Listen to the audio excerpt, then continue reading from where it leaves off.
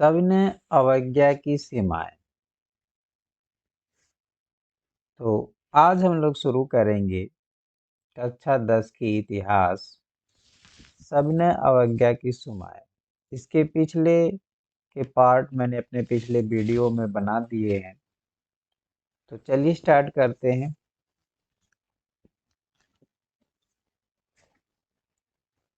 सविनय अवज्ञा की सीमाएं।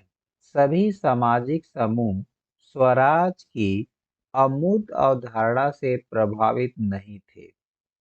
ऐसा ही एक समूह राष्ट्र के अछूतों का था, जो 1930 के बाद खुद को दलित या उत्पीड़ित कहने लगे थे। कांग्रेस ने लंबे समय तक दलितों पर ध्यान नहीं दिया, क्योंकि कांग्रेस रूढ़िवादी सवर्ण हिंदू सनातन पंथियों से डरी हुई थी। लेकिन महात्मा गांधी ने ऐलान किया कि अस्पृश्यता, छुआछूत को खत्म किए बिना 100 साल तक भी स्वराज की स्थापना नहीं की जा सकती। उन्होंने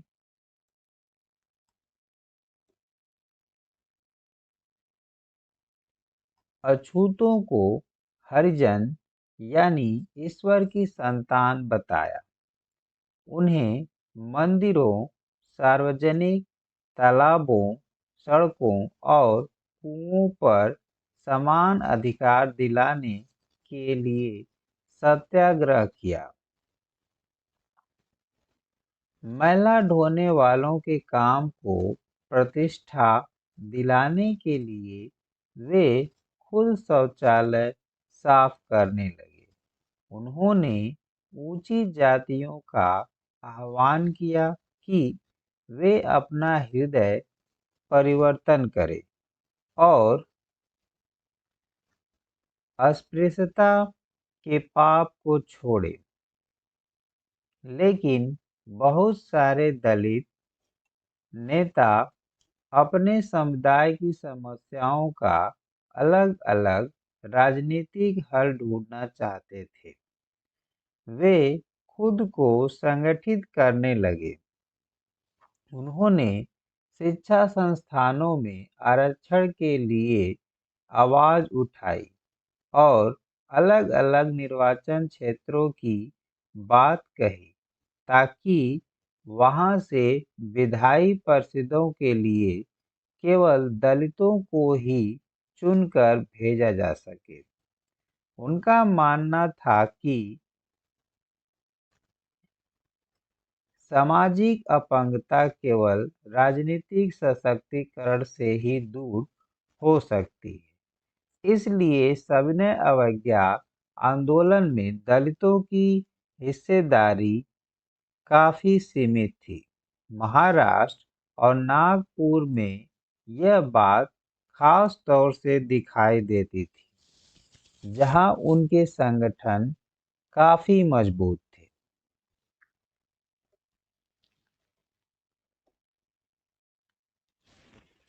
डॉक्टर अंबेडकर ने 1930 में दलितों को दमित वर्ग एसोसिएशन यानी कि डिप्रेस्ड क्लासेस एसोसिएशन में संगठित किया।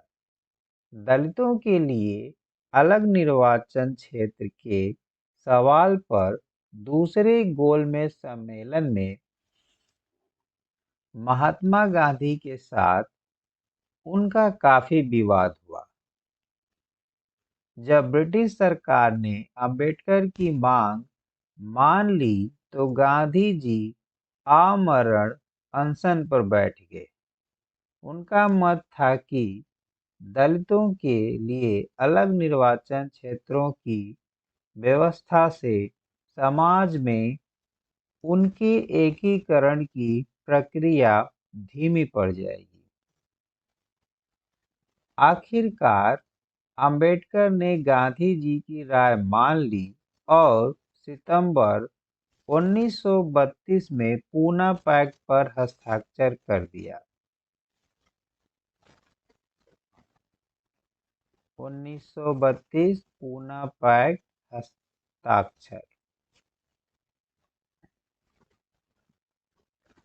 सितंबर।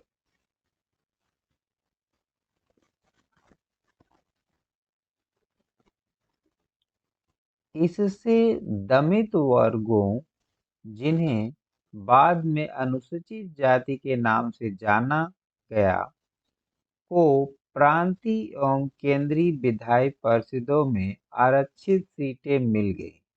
हालांकि उनके लिए मतदान सामान्य निर्वाचन क्षेत्र में ही होता था। फिर भी दलित आंदोलन कांग्रेस के नेतृत्व में चल रहे राष्ट्रीय आंदोलन को शंका की दृष्टि से ही देखता रहा।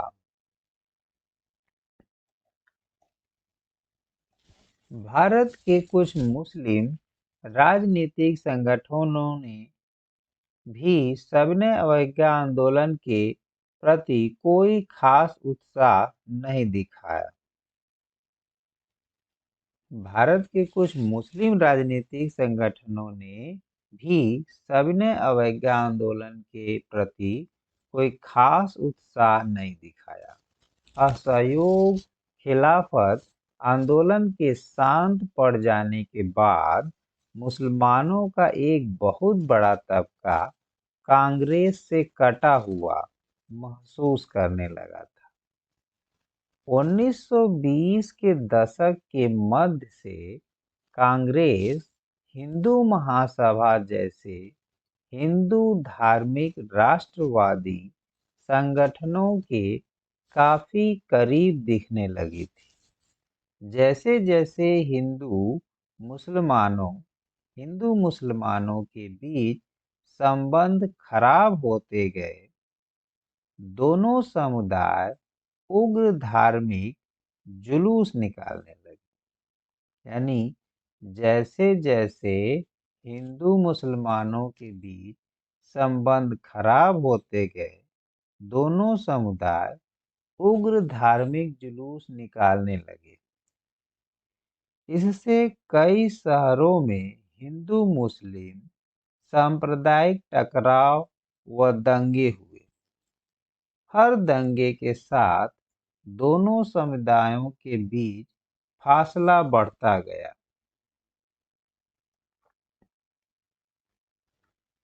कांग्रेस और मुस्लिम लीग ने एक बार फिर गठबंधन का प्रयास किया। 1927 में ऐसा लगा कि अब एकता स्थापित हो जाएगी। सबसे महत्वपूर्ण मतभेद भावी विधानसभाओं में प्रतिनिधित्व के सवाल पर थे। मुस्लिम लीग के नेताओं में से एक मोहम्मद अली जिन्ना का कहना था कि अगर मुसलमानों को केंद्रीय सभा में आरक्षित सीटें दी जाएं और मुस्लिम बहुल प्रांतों यानी बंगाल और पंजाब में मुसलमानों की आबादी के अनुपात में प्रतिनिधित्व दिया जाए, तो वे मुसलमानों के लिए पृथक निर्वाचिका की मांग छोड़ने के लिए तैयार हैं। प्रतिनिधित्व के सवाल पर यह बहस मुबाहिसा चल ही रहा था कि 1928 में आयोजित किए गए सर्वदलीय सम्मेलन में हिंदू महासभा के M.R. जयशंकर ने इस समझौते के लिए किए जा रहे प्रयासों की खुलेआम निंदा शुरू कर दी, जिससे इस मुद्दे के समाधान की सारी संभावनाएं समाप्त हो गई।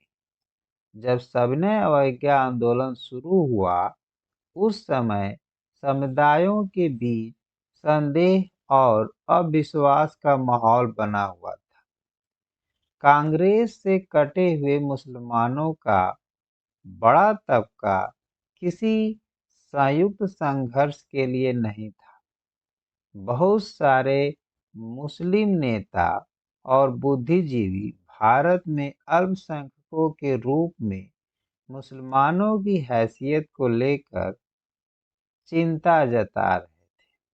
उनको भय था कि हिंदू बहुसंख्या के वर्चस्व की स्थिति में अल्पसंख्यकों की संस्कृति और पहचान खो जाएगी।